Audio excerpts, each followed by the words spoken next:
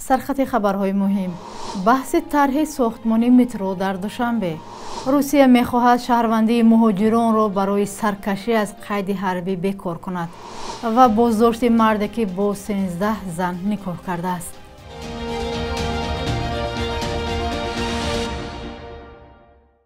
سلام بیننده های عزیز، آغاز هفته نو است. امیدوارم خوبید و برنامه نویدی بامدادی رو تماشا دارید.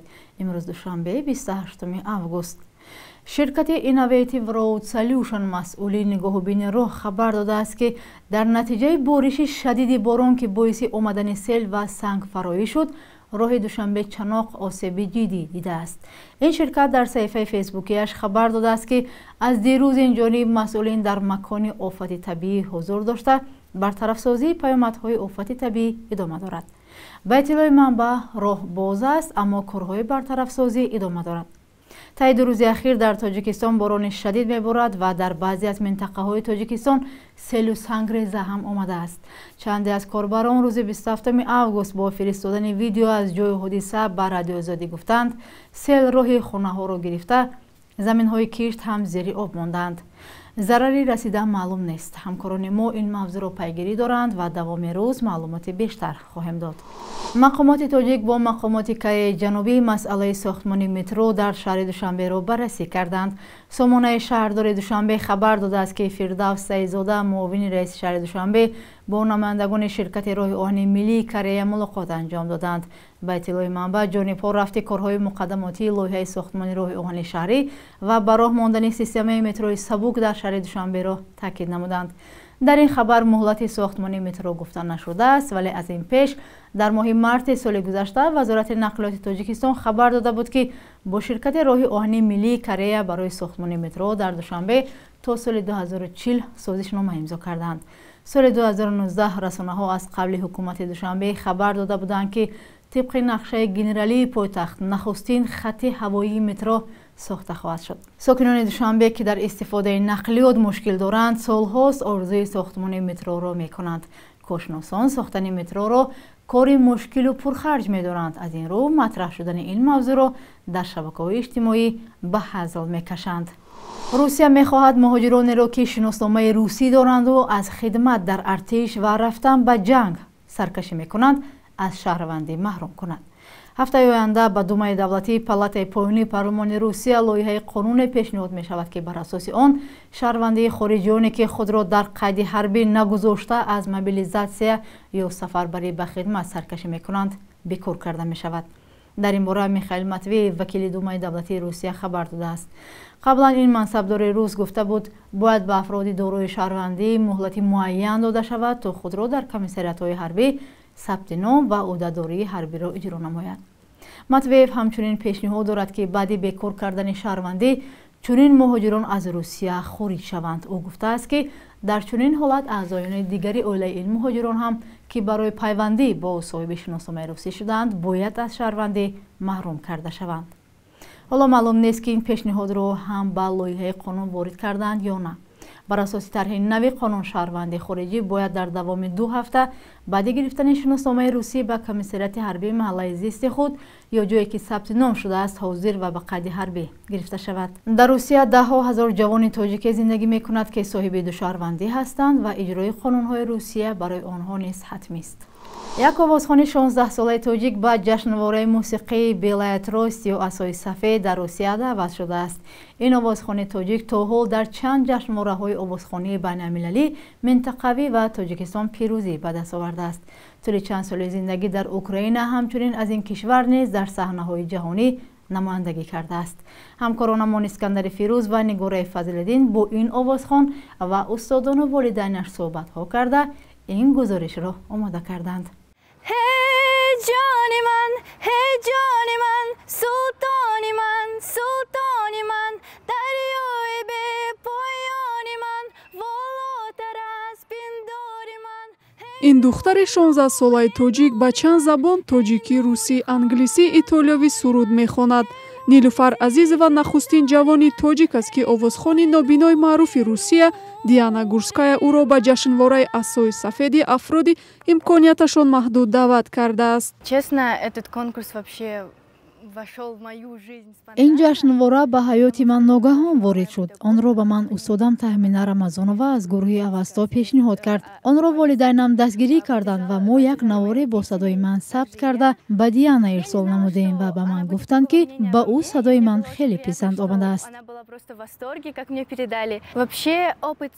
نیلوفر در گذشته در چند جشنواره بین‌المللی در روسیه و ایتالیا، لهستان و شویتسیا شرکت کرده است. وای سال گذشته در جشنواره‌های اتحاد دولت‌های مستقل جای اول، تاجیکستان وطن عزیزی من جای دوم و سنترال ایژیا گات تالنت در قزاقستان صاحب جایزه پولی هم شده است. راهی هنری از اوکراین که حالا گرفتار جنگ است سر شده است و از سال 2016 تا 2020 در اینجا زیسته است. محض در اوکراین شرکت من در جشنواره‌های بین‌المللی آوازخوانی شروع شد. در اوکراین در رقابت با نفر دیگر من هر روز از شرکت در آزمون‌ها را برطرف ساختم. هرچند از خردسالی مرا با شعاری مهم شرکت است نه غالبیت تربیت کردند. محض تجربه برداشتم در اوکراین امکان داد که در دیگر آزمون‌ها هم در تاجیکستان و هم کشورهای دیگر شرکت بکنم.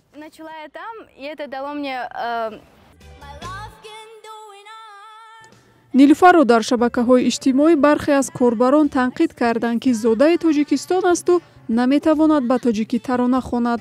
اما تخمینه رمضانова آوازخوانی معروف و استاد نیلوفر با چنین عقیده راضی نیست. وای ترانه‌های زیادی را از ایجادات مقدس نبی و خرموشیرینова و ترانه‌های مرا نیز بازخوانی می‌کند. نه همه از سرودهای نیلوفر به شبکه‌های اجتماعی راه یافتند و مردم از تاجیکی خواندنش آگاهی ندارند. همچون استاد به همه شاگردانم تاکید می‌کنم که نخست باید از فرهنگ خود برخوردار شد و سپس از فرهنگ دیگران. مقامات تاجیک از بازداشت یک ساکن 38 ساله ناحیه ترسونزاده خبر دادند که 13 زن داشته است. وزارت کارهای داخلی تاجیکستان در یک گزارش ویژه خبر داد که حسن مخترف به دعاخوانی و جین براری مشغول بوده 13 زن را که اکثریت مشتریانش بودند به نکاح خود درآورده است. به اطلاع مقامات با برخی از زنان او تا 10-12 سال زندگی کرده، اما برخی را بعد 2-3 روز زندگی طلاق میداده است. زنان اکثریت به او برای دعاخوانی و دیگر مشکلات مختلف مراجعت میکردند، ولی او با راه فریب و با سوء استفاده از باور دینی آنها با زنان نکاح میکرده است. حالا مقامات نسبت او برای اتهام بسیار زنی پرونده باز کرده است. به تاکید وزارت کارهای داخلی، او در گذشته از سوی همسران برای نپرداختن الیمنت و فریب مهاجران جوابگر شده بود. نظر مرد متهم به بسیار زنی معلوم نیست، اما پدر او به مقامات تفتیشاتی گفته است که از این عملی پسرش خبر نداشت. وزارت کارهای داخلی پیوسته با نشر نوار از آشکار شدن جنایت از سوی ملاهای به قبل این نهاد شهوت پرست خبر می‌دهد. منقدان حکومت میگویند چنین نوارها برای بدنام کردن مخالفین نیز استفاده می شود. و بخش یک روز تاریخ از مهمترین تحولات تاریخی برای امروز 28 آگوست خبر می‌دهد.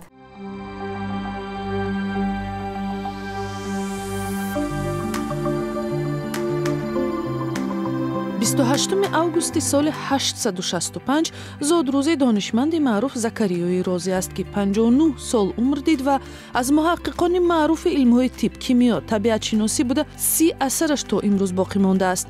дар таърих ҳамчун шахси озодандеш ва ҳатто зидди хурофоти динӣ мондааст. муҳимтарин асарҳояш Китобулҳовӣ ва Китобутибулмансурӣ барои рушди илми тибби ҷаҳони шарқ ва аврупо саҳми зиёде гузоштааст. нахустин бор бемориҳои нағзак, сурхакон ва роҳҳои табобати онҳоро навиштааст. 28 августи соли 1963 Мартин Лютер Кинг, як фаъол ва муборизи ҳаракати баробарҳуқуқии нажодӣ, суханроние бо номи «Ман орзуе дорамро» ироа кард. муборизи ҳуқуқи баробари сиёҳпӯстону сафедпӯстон тавонист таҳаввулоте дар ҷомеа ва қонунҳои шаҳрвандии амрико ба хотири таъмини баробари ҳуқуқи ҳама аъзои ҷомеа барпо кунад, ҳарчанд эътироф мекард ки роҳи сангине дар пеш аст. соли 1968 аз дасти қотиле кушта шуд. 28 августи соли 2015 Акбари Саттор раиси иттиҳодияи журналистони Тоҷикистон даргузашт. Солҳои 1990 ибтидо ҳафтаномаи Digest Press ва баъдун он Чархи гардунро таъсис дод.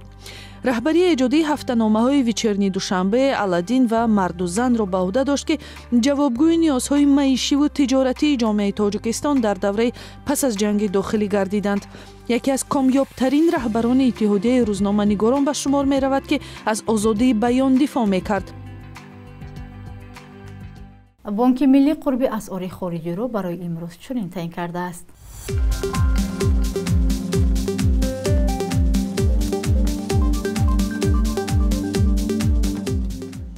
бинандагони азиз, шумо барномаи навиди бомдодиро тамошо кардед. назару пешниҳодҳои худро бароямон нависед. хайр, худо нигаҳбонатон.